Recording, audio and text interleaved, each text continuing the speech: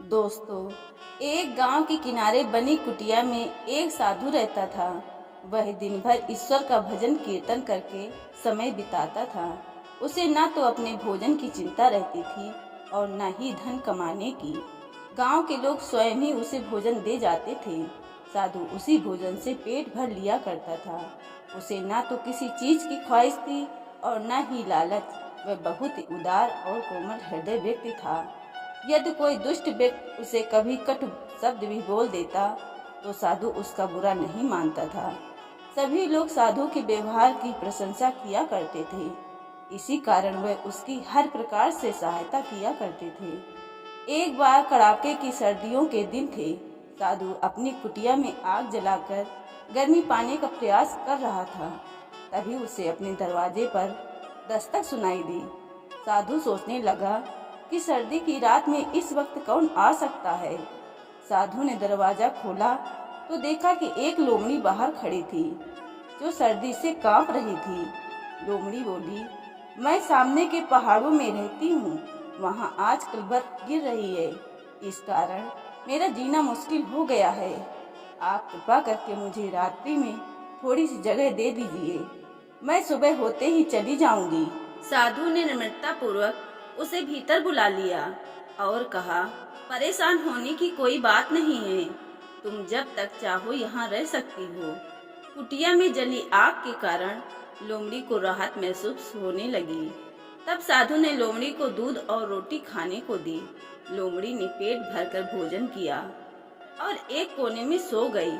सुबह होते ही लोमड़ी ने साधु से बाहर जाने की आज्ञा मांगी। साधु ने उससे कहा कि वह इसे अपना ही घर समझकर जब चाहे आ सकती है। रात्रि होने पर लोमड़ी फिर आ गई। साधु ने उससे दिन भर की बातें की, थोड़ा भोजन दिया। फिर लोमड़ी एक कोने में सो गई। इसी तरह दिन बीतने लगे। लोमड़ी प्रतिदिन रात्रि होने पर आ जाती और सुबह होते ही जंगल की ओर चली जाती। साधु को लोमड़ी से एक बालक के समान प्यार हो गया।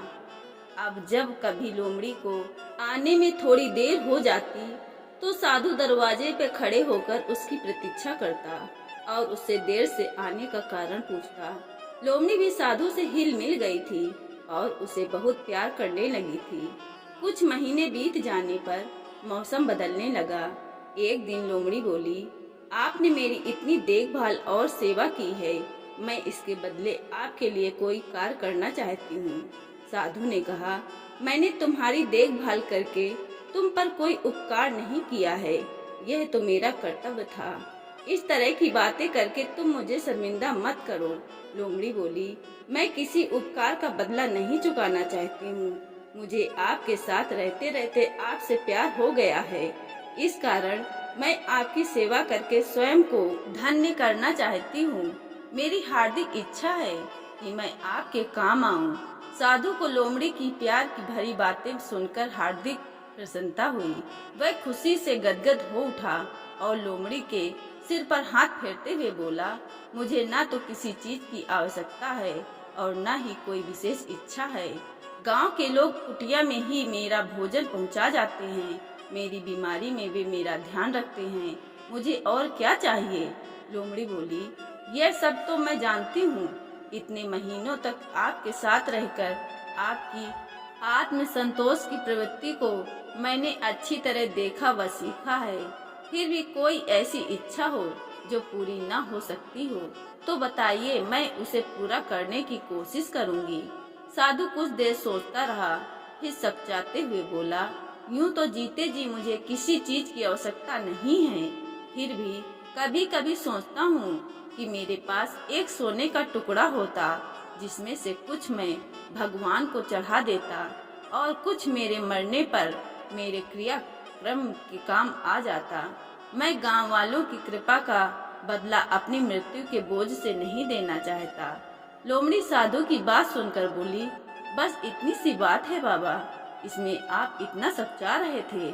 मैं कल ही आपके लिए सोने का टुकड़ा ला देती हूँ। साधु ने कहा, मुझे कोई भी ऐसा सोने का टुकड़ा नहीं चाहिए जो चोरी किया हुआ हो या किसी से दान में प्राप्त किया ही हो। लोमड़ी साधु की बात सुनकर सोच में पड़ गई। फिर बोली, बाबा मैं आपके लिए ऐसा ही सोना ला कर दूंगी। इसके बाद लोमड़ी बाबा की कुटिया से हर दिन की भांति चली गई। शाम होने पर साधु लोमड़ी का इंतजार करने लगा, परंतु घंटों बीत गए, लोमड़ी वापस नहीं आई। साधु को लोमड़ी की फिक्र में ठीक प्रकार नींद नहीं आई। इस प्रकार कई दिन बीत गए, परंतु लोमड़ी नहीं लौटी। साधु के मन में पश्चाताप होने लगा कि उसने बेकार ही ऐसी वस्तु मांग ली जो उसके लिए लाना संभव न था। कभी साधु के मन में यह ख्याल आता कि हो सकता है कि लोमड़ी कहीं से सोना चुराने गई हो और पकड़ी गई हो, फिर लोगों के हाथों मारी गई हो, या लोमड़ी किसी दुर्घटना का शिकार हो गई हो। साधु को लोमड़ी की बहुत याद आती थी। जैसे ही वह रात्रि का भोजन करने बैठता, उसे लोमड़ी की मीठी बातें व साथ में भोजन खाना याद आ जाता था। कुछ महीने बीत गए और साधु को लोमड़ी की याद कम सताने लगी। साधु अपने भजन कीर्तन में मस्त रहने लगा। अब लोमड़ी को गए 6 महीने बीत चुके थे और सर्दी पड़ने लगी थी। एक दिन अचानक कुटिया के द्वार पर किसी ने दस्तक दी। साधु ने द्वार खोला तो यह देखकर हैरान रह गया कि द्वार पर पतली दुबली लोमड़ी खड़ी थी। साधु ने कहा, अंदर आओ, तुम इतनी दुबली कैसे हो गई हो? लोमड़ी ने खुशी के आंसू बहाते हुए सोने का टुकड़ा साधु के आगे रख दिया और अपना सिर साधु के चरणों में टिका कर बैठ गई। साधु लोमड़ी के सिर पर प्यार से हाथ फेरते हुए बोला, तुम्हें इसके लिए इतना परेशान होने की क्या आवश्यकता थी? तुम नहीं जानती कि मैं तुम्हारे लिए कितना परेशान रहता था। तुम मेरे बालक के समान हो। लोमड़ी बोली, मैं इसके लिए बिल्कुल भी परेशान नहीं थी। मुझे तो अपना कर्तव्य पूरा करना था। आपके प्यार की मैं सदैव ऋणी रहूंगी।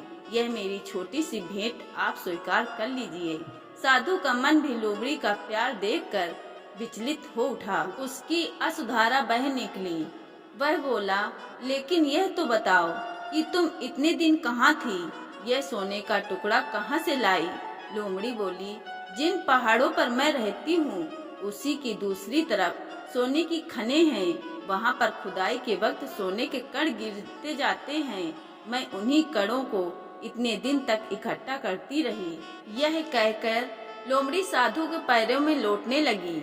साधु लोमड़ी को प्यार करते हुए बोला, तुमने मेरे लिए इतनी मेहनत की है, इसके बारे में मैं सबको बताऊंगा। लोमड़ी बोली, मैं नहीं चाहती कि मेरी छोटी सी सेवा के बारे में लोगों को पता चले। मैंने प्रसिद्ध के लालच में यह कार्य नहीं किया है। ये प्रेरणा मुझे आपके प्यार से ही मिली है। कल मैं जब यहाँ से चली जाऊँ, उसके बाद आपका जो जी चाहे कीजिएगा। साधु बोला, यह कैसे हो सकता है कि तुम्हारी इतनी मेहनत और सेवा को लोग न जाने, लेकिन तुम यह नहीं चाहती तो यही सही। लेकिन अब मैं तुम्हें यहाँ से हरगिज जाने नहीं दूंगा। तुम्हें सदैव यही मेरे पास रहना होगा।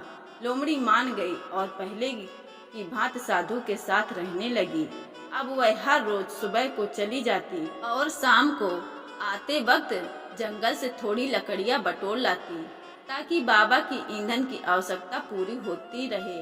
लोमड़ी साधु बाबा के साथ वर्षों तक बालक की भांति सुख से रही। दोस्तों, अगर वीडियो पसंद आई हो तो वीडियो को एक लाइक और शेयर और हमारे चैनल को सब्सक्राइब जरूर कर लें। धन्यवाद।